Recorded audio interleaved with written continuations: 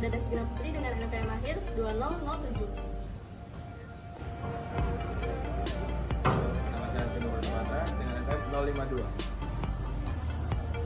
Perkenalkan, nama saya Egi Renan Dayanfri dengan NPM akhir 077.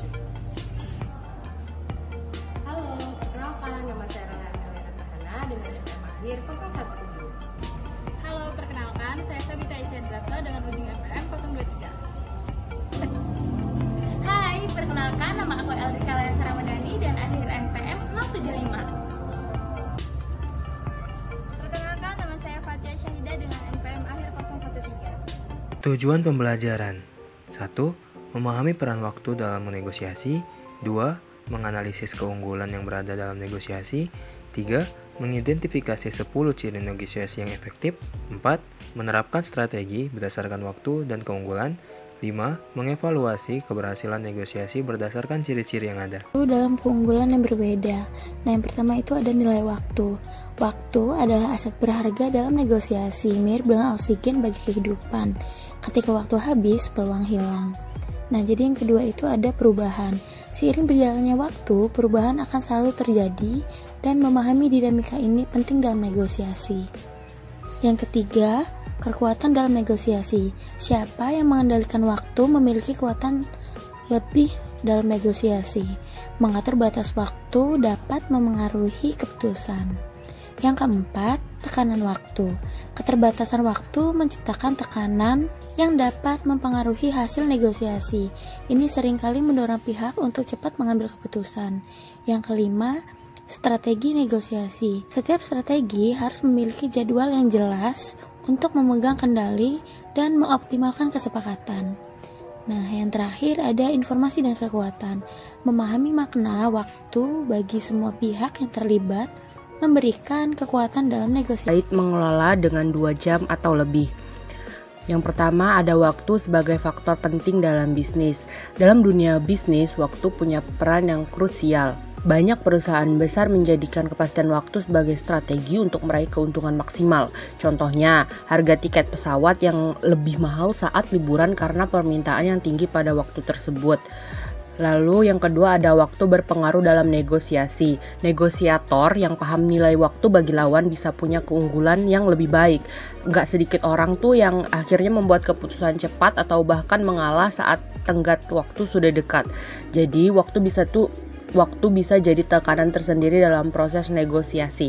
Yang ketiga itu ada risiko akibat ketidakpastian waktu. Kalau kita nggak paham waktu dengan baik dalam negosiasi itu bisa muncul ketegangan dan rasa nggak pasti. Negosiasi itu bukan kayak permainan jam berapa Tuan Serigala, tapi punya strategi yang lebih jelas, apalagi soal waktu. Yang keempat, itu ada setiap pihak punya persepsi waktu yang berbeda.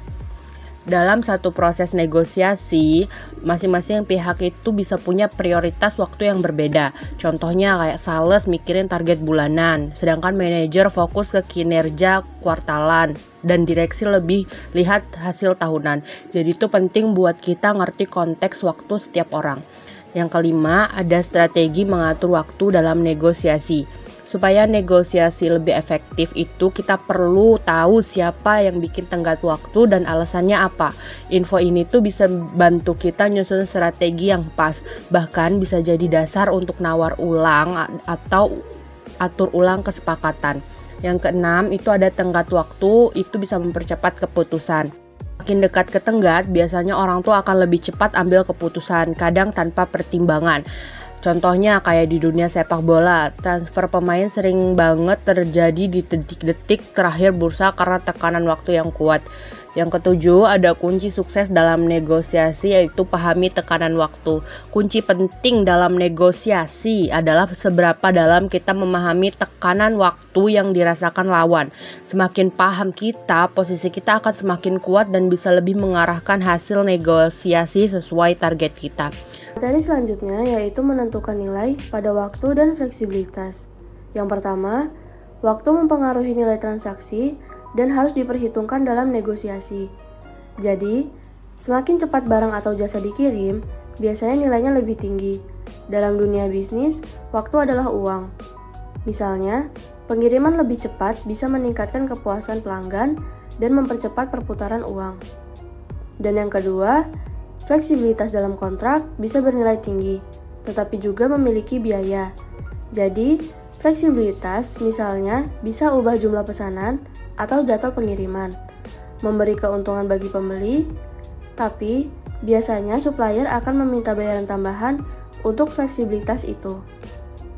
Dan yang ketiga, perjanjian harus mempertimbangkan keseimbangan antara kepastian dan fleksibilitas. Jadi, kontrak harus mencari titik tengah antara kepastian, jadwal, jumlah, harga tetap, dan fleksibilitas bisa berubah sesuai situasi. Terlalu kaku bisa merugikan, terlalu longgar juga bisa beresiko. Dan yang keempat yaitu klausul seperti durasi kontrak, ketentuan pembayaran, dan opsi pembatalan dapat dinegosiasikan. Jadi, detail kontrak seperti berapa lama berlaku, kapan pembayaran dilakukan, dan apakah bisa dibatalkan jika kondisi berubah. Semua itu bisa dibahas dan disesuaikan agar menguntungkan kedua pihak. Konsumen mencari fleksibilitas. Dalam konteks negosiasi, konsumen sebenarnya menginginkan fleksibilitas. Sayangnya, banyak perusahaan menawarkan kontrak yang kaku, tidak bisa diubah, tidak bisa disesuaikan. Konsumen seringkali tidak punya daya tawar untuk menegosiasikan syarat-syarat tersebut, apalagi kalau mereka hanya individu. Perusahaan pun sering mengandalkan sikap pasif konsumen. Mereka tahu kebanyakan orang tidak akan repot-repot menegosiasikan ulang.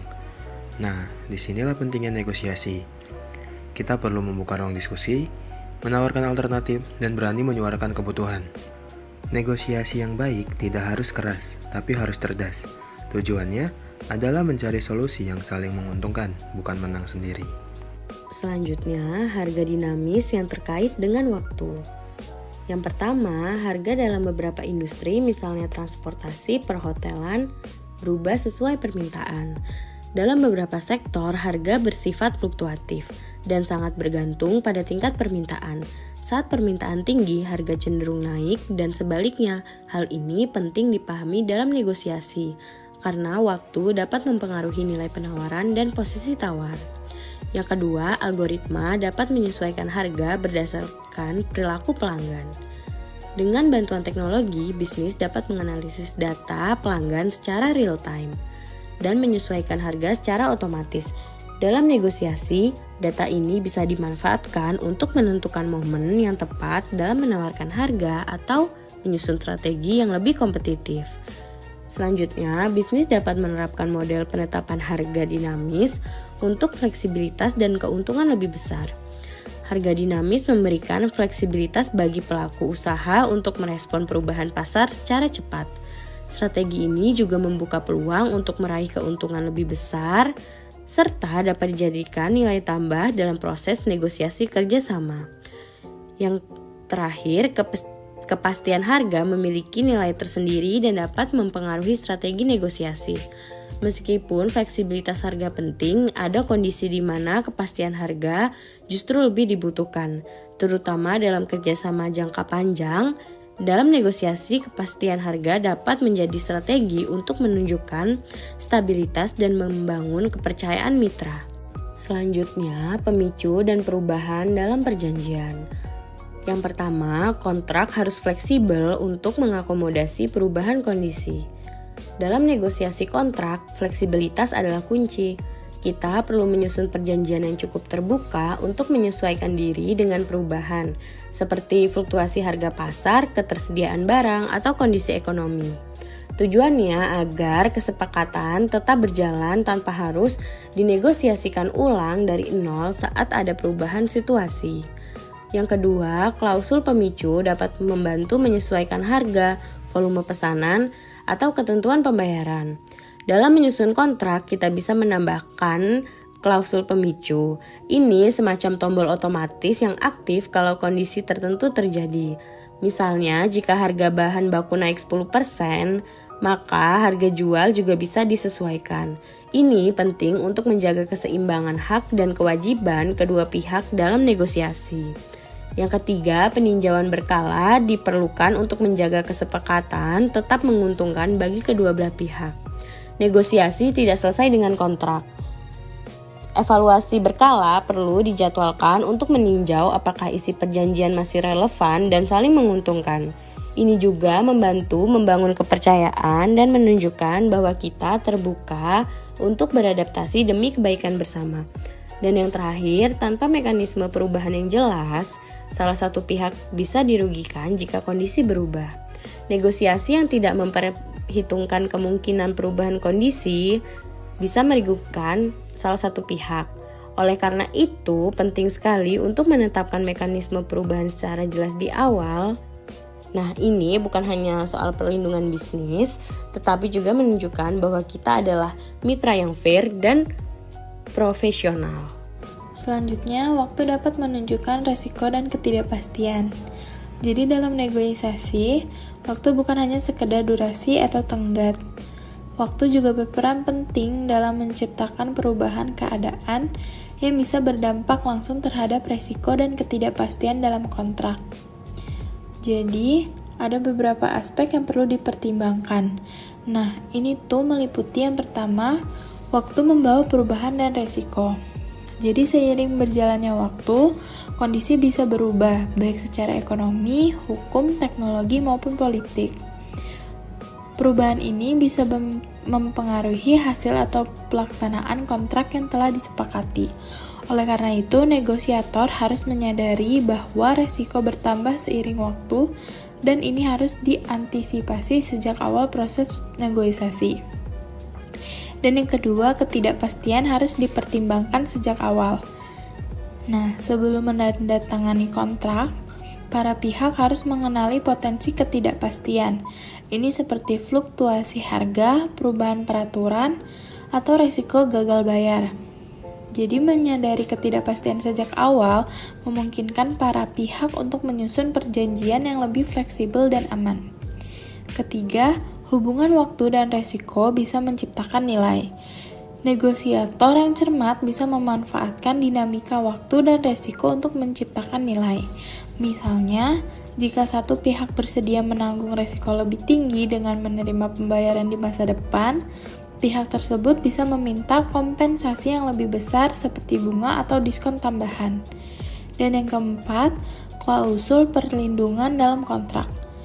Jadi karena resiko bertambah seiring waktu, maka penting untuk menambahkan klausul perlindungan dalam kontrak. Ini seperti klausul penyesuaian harga, pembatalan, atau renegosiasi.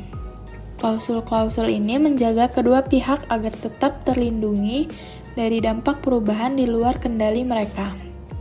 Kelima, persepsi resiko berbeda tiap pihak. Jadi setiap pihak melihat resiko secara berbeda. Misalnya pihak A merasa proyek jangka panjang lebih stabil, sedangkan pihak B menganggapnya beresiko tinggi. Nah, perbedaan persepsi seperti ini membuka ruang negosiasi seperti menukar resiko dengan keuntungan lebih tinggi, menawarkan jaminan atau kompensasi. Dan yang terakhir, kepastian lebih dihargai meskipun berbayar. Jadi dalam banyak negosiasi, kepastian lebih dihargai dibandingkan potensi keuntungan yang belum pasti.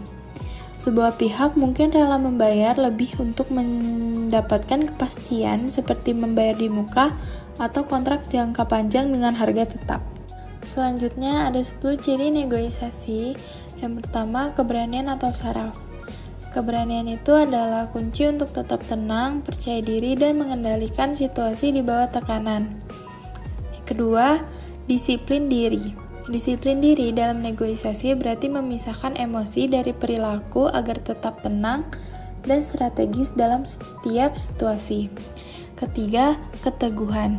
Keteguhan dalam negosiasi itu adalah sikap gigih untuk mempertahankan posisi tanpa mudah menyerah meskipun menghadapi penolakan. Keempat, ketegalan. Ketegalan dalam negosiasi berarti proaktif, percaya diri, berwibawa, mengambil inisiatif, menyusun proposal, menghormati pihak lain, dan mengarahkan negosiasi menuju hasil optimal. Yang kelima, nalinitas atau naluri. Nah, naluri dalam negosiasi itu membantu menilai kejujuran, membaca situasi, dan menghindari kesepakatan buruk. Percayai insting dan selalu cari kejelasan. Yang keenam ada perhatian. Perhatian dalam negosiasi mencegah keputusan tergesa-gesa yang beresiko. Periksa realitas, hindari godaan harga, dan analisis implikasi jangka panjang sebelum menyepakati kesepakatan. Lalu yang ketujuh ada rasa ingin tahu. Rasa ingin tahu dalam negosiasi menciptakan kekuatan dengan mengungkap informasi tersembunyi. Bertanya, meneliti, dan memahami kebutuhan pihak lain meningkatkan peluang mencapai kesepakatan optimal. Penalaran numerik. Penalaran numerik dalam negosiasi membantu menilai sebenarnya dari suatu tawaran, menghitung resiko, serta mengeksplorasi berbagai skenario trade-off dengan cepat. Lalu yang kesembilan ada kreativitas. Menjelajahi dan membangun kemungkinan dalam negosiasi berarti menggunakan solusi kreatif untuk mengatasi kebuntuan dan menciptakan nilai lebih besar. Yang ke-10 ada kerendahan hati. Kerendahan hati dalam negosiasi membantu menciptakan hubungan yang saling menghormati dan menghindari persaingan ego yang kontraproduktif. Kesimpulan, waktu dalam negosiasi berperan sebagai faktor strategis yang dapat memengaruhi keputusan dan hasil akhir. Penggunaan waktu yang tepat dapat menjadi alat untuk mendapatkan keuntungan atau mengurangi tekanan dalam proses negosiasi. Selain itu, setiap pihak memiliki keunggulan yang berbeda, seperti informasi, sumber daya, atau posisi tawar, yang dapat dimanfaatkan untuk mencapai kesepakatan yang lebih menguntungkan. Pemahaman tentang konsep negosiasi membantu meningkatkan efektivitas negosiasi dan memungkinkan tercapainya kesepakatan yang optimal bagi semua pihak yang terlibat.